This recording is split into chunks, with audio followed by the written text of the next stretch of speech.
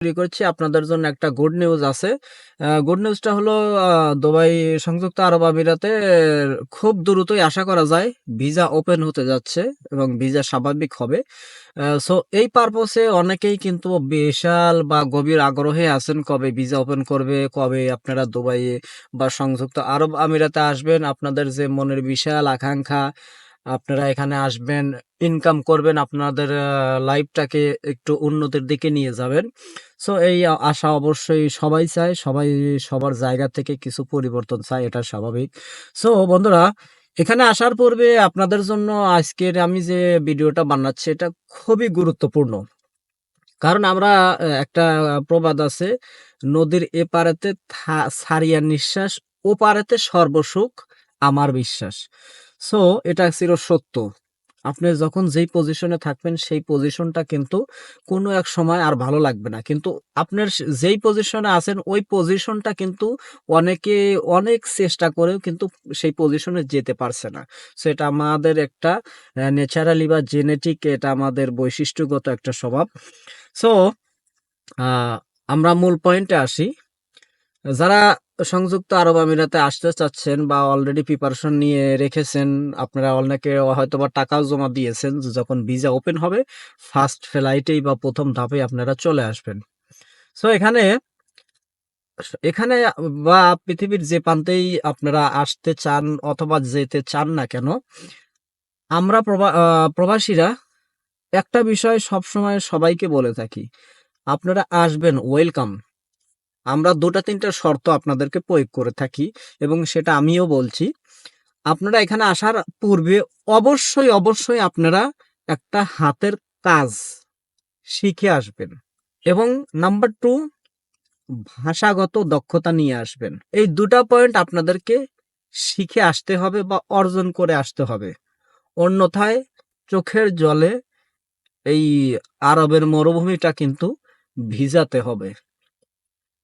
কারণ কি, বর্তমানে বিশেষ করে Russia, Ukraine, after the corona, পুরো বিশ্বে কিন্তু একটা অর্থনৈতিক মন্দার অবস্থা বা অর্থনীতি কিন্তু খারাপ প্রত্যেকটা দেশেই। সো সেই ক্ষেত্রে উন্নত যে সমস্ত দেশগুলো আছে তার মধ্যে অন্যতম হলো ইউনাইটেড আরব আমিরাত, দুবাই সিটি, এটা একটা শহর। সো এটাও যে খুবই উন্নত আছে তাও কিন্তু না। এখানে কিন্তু সারা বিশ্ব থেকে প্রচুর পরিমাণে লোক এসে এখানে কিন্তু কম্পিটিশনটা প্রচুর। সো অবশ্যই আপনারা একটা কাজ শিখে আসবেন। কি কি কাজ শিখে আসতে পারেন, আমি কয়েকটা কাজ আপনাদেরকে বলি।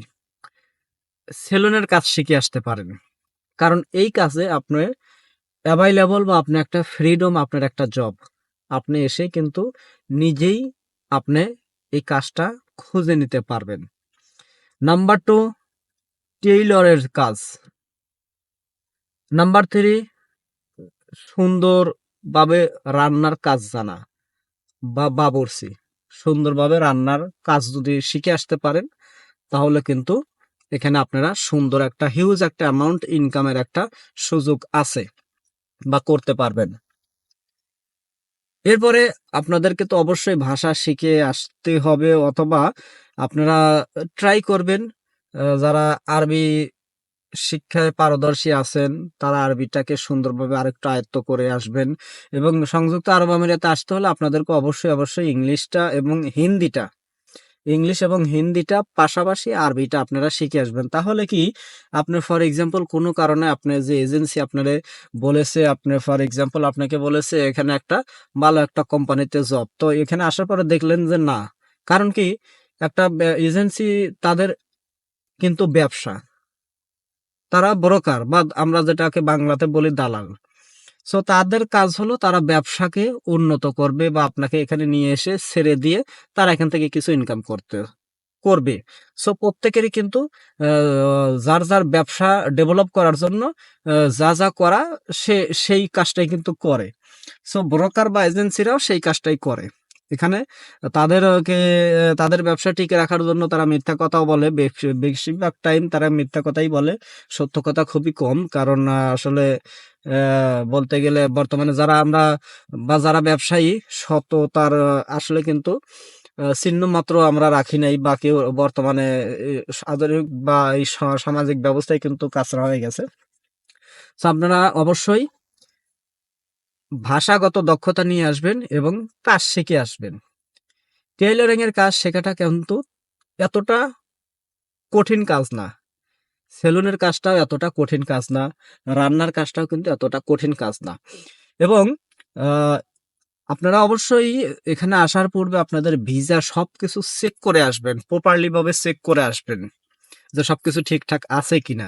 চেক করার পরেও আপনারা যদি ভাষাগত দক্ষতা প্লাস কাজের দক্ষতা যদি নিয়ে আসতে পারেন, তাহলে আপনারা এখানে আসার পরেও, ফর এক্সাম্পল বা আনফরচুনেটলি, আপনারা যদি আপনাদের ভিসার বা দালালের কাজের সাথে আপনাদের যদি কোনো মিল না থাকে, আপনারা কিন্তু আপনাদের যে কাজের এক্সপিরিয়েন্স আছে, আপনারা যে কোনো জায়গাতে কাজ খুঁজে নিতে পারবেন খুব সহজে এবং ভালো একটা অ্যামাউন্ট ইনকাম করতে পারবেন। কারণ কি, ফর এক্সাম্পল আপনি এখানে ফ্রি ভিসাতে এসেছেন। আসলে ফ্রি ভিসা বলতে কোনো ভিসা নেই।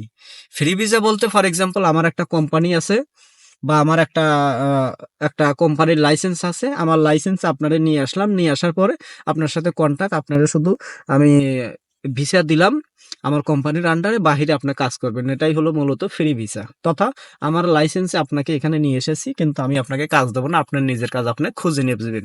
এটাই হলো ফ্রি ভিসা। ফ্রি ভিসা বলতে কোনো কিছু নেই।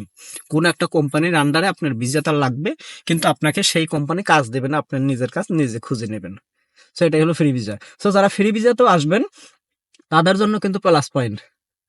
এখানে বিভিন্ন বাঙালি, এখানে মূলত ইউনাইটেড আরব আমিরাতে মূলত বিভিন্ন কমিউনিটি আছে। এখানে সারা বিশ্বের লোকজন থাকে, European, American, Indian community, Bangladesh community, Pakistan community, Chinese community, এক এক এরিয়াতে এক এক কমিউনিটি থাকে। সো আপনি নতুন অবস্থায় আপনি যখন চলাচল করবেন, তখন আপনি দুই একজনের কাছ থেকে জিজ্ঞেস করতে পারবেন যদি কোনো সমস্যায় পড়েন, যে আমি এই কাজ জানি, তো আমি বাংলাদেশ কমিউনিটিতে যেতে চাই। তো সেই কমিউনিটিতে গেলে সবাই বাঙালি, সেখানে বাংলাদেশি দেখবেন যে রেস্টুরেন্ট আছে, গ্রোসারি আছে, সেলুন আছে। তো তাদের সাথে সহযোগিতা নিয়ে কিন্তু আপনারা কাজ খুঁজে নিতে পারবেন।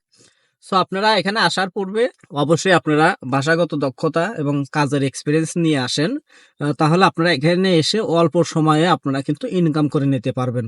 অন্যথায় অবশ্যই আপনাদের এজেন্সি বা ব্রোকার তারা যদি আপনাদেরকে ভালো একটা জব দেয়, অবশ্যই সেটা গুড লাক, তবে ম্যাক্সিমাম টাইমে কিন্তু ব্যাড লাকটা বেশি হয়। তো সেই ক্ষেত্রে আপনার কিন্তু চোখের জলে এখানকার যে আরবের যে মরুভূমি আছে, সেই মরুভূমি কিন্তু ভিজাতে হবে। সো বন্ধুরা, আজকের ভিডিওটা এই পর্যন্ত, এবং আপনার মূল্যবান মতামত কমেন্টে জানাতে ভুলবেন না।